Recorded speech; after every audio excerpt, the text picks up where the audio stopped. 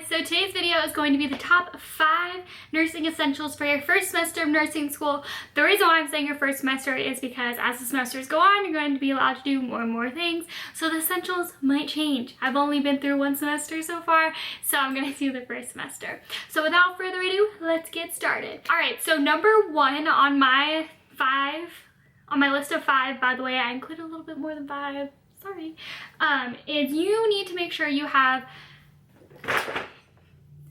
a really good stethoscope.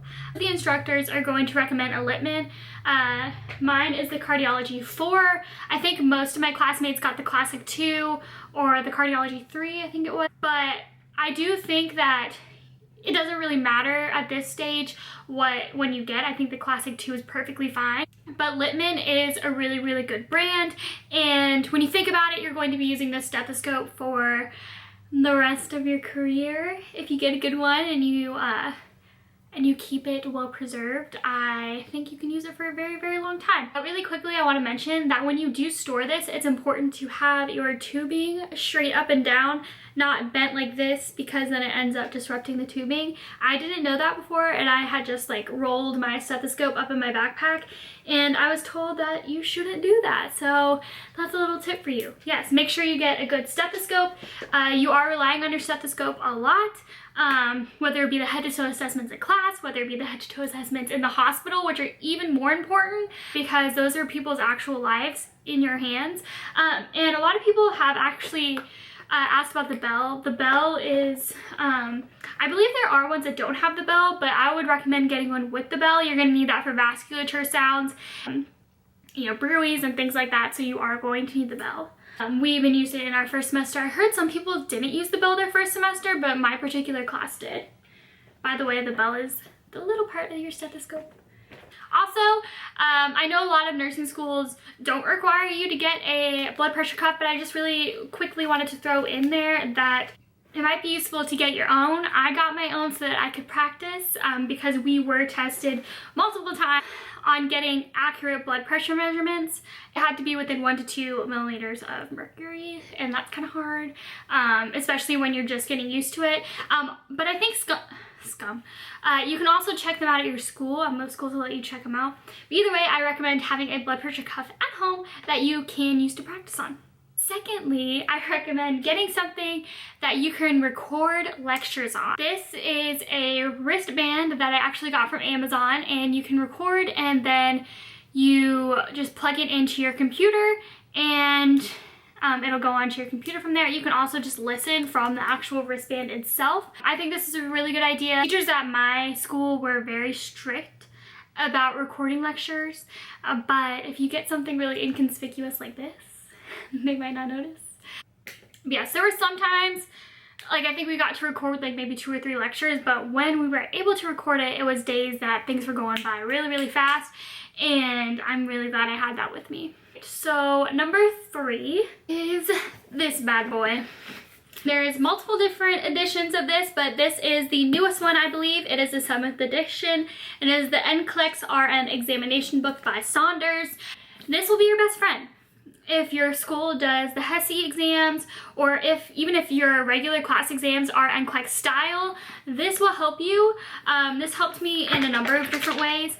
It helped me for preparing for class because I was able to, it not only has questions, but it teaches you the material in a more condensed format, so I was able to use that before classes.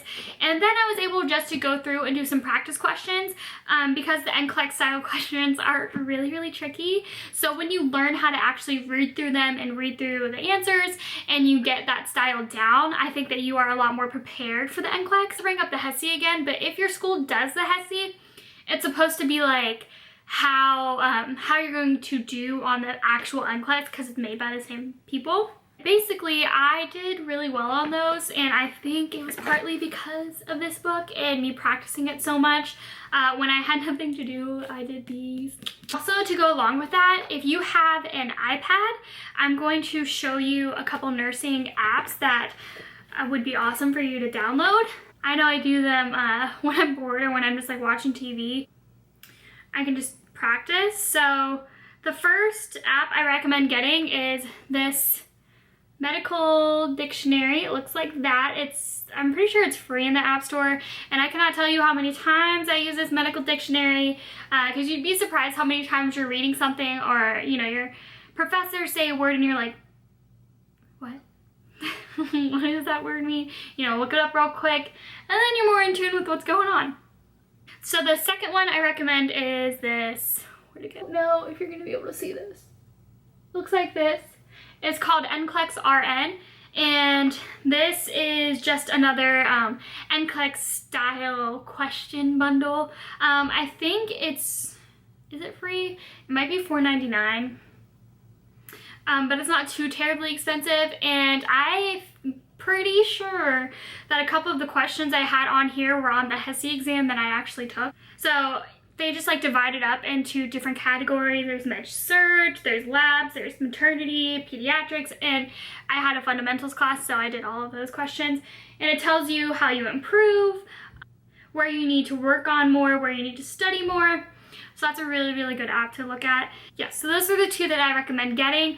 Also, like I said in my how to study for nursing school video, I use my iPad all the time for study guides, and I'm really glad I did, because when it came to finals, I already had all my study guides in by classes, so I could just click on it, and then there's a study guide that I had for whatever class that was. So yeah, that was like 3.5. So this is 4. Okay, so for number 4, I recommend getting some comfy shoes. I got mine from Amazon. They were only like 40 bucks or something, and they're kind of cute. We could only have a black shoe, so mine have like little flowers in them. But not only the comfy shoes, I recommend getting compression socks. Mine are currently in the laundry, so I'm sorry I don't have them with me.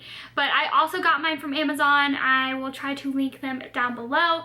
As nurses and nursing students, you are standing around, walking around nonstop, and basically you want to prevent having any DVT, any clots or things like that.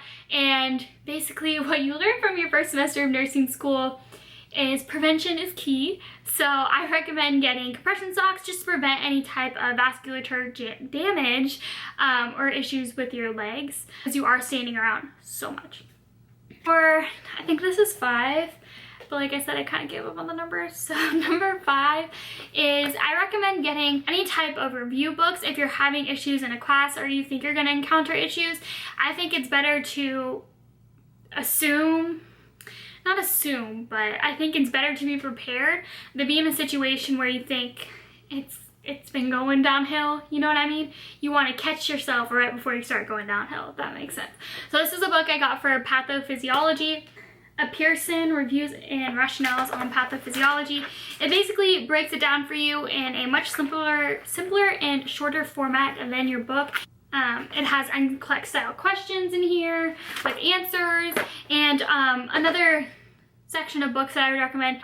I'm not sure if you've heard this, but it would be like Pathophysiology for Dummies. I used to use those all the time in anatomy and physiology, and I really enjoy those books. They're much easier to understand. Sometimes there's pictures or graphs or things like that that are much easier to understand than like the written form in your book. I used to use those all the time in anatomy and physiology, and I really enjoy those books. They're much easier to understand. Sometimes there's pictures or graphs or things like that that are much easier to understand than like the written form in your book. So the next thing I'm going to mention is a good clipboard. My sticker is kind of coming off because I wore this baby out this semester, but once again, I got this from Amazon. Amazon is my best friend. But yeah, so this specific one has all types of lab values on here. You know, you have your normal vital signs, which are important. Hospitals have electronic charting that will make abnormal vitals in red. You don't really have to worry about it too much, but it's still really, really good for you to know what's abnormal and what's normal, and by the various different age ranges and things like arterial blood gas values, med math calculations, which I just now noticed. And then it has acidosis, alkalosis, and a lot of people have trouble understanding that, so that would actually be really good for you to have if you don't have it already. Hypoglycemic is also on here, which is actually really important. I was on a diabetic floor, so that was nice to have. You know, and all your normal lab values, My first semester we had to memorize all the electrolyte values, all the lab values, and I finally got it down, but until then I was relying on this little panel right here. There's also like the eye pupil range. This thing just has everything. I don't think it's too expensive either. It's like 20 bucks, and I'm hoping it'll last me one more semester. But if not, you can just buy the sticker alone, and you don't really need this clipboard. But this clipboard was also nice because, oh no, I didn't empty it out. Because it keeps all of your papers in it. And I think it's better because, look at all those papers. First off, for privacy, I don't really like to keep the papers on the outside because it is confidential information that I have about certain patients that other people should not be reading, so I like to put it on the inside. Alright, so for the last bonus one, I am going to say that for nursing school, it's essential to have a group of friends, or maybe just one friend, a study buddy. You don't necessarily have to study with them, but somebody that you can rely on for, you know, asking questions, you know, going back and forth with study guides, somebody that you can ask questions to, and you know, like it's a mutually beneficial relationship. I had a friend this semester, if we ever had a question when we were studying, we would call each other, which was awesome. You know, you get an answer like that, or you both just sit there on the phone confused, wondering where the semester is gonna be over. And a glass of wine, obviously, because after the semester, you're gonna need it. But yeah, thank you so much for watching. Thank you so much for all the positive support. And I wish you guys an awesome day. And if it's your summer already, I know it's my summer, you know, I hope you have an awesome summer. You know, down below if you have any suggestions. If you're starting school soon, if you have any questions, I will be sure to answer them. So yeah, thank you for watching. Subscribe if you haven't already, and bye!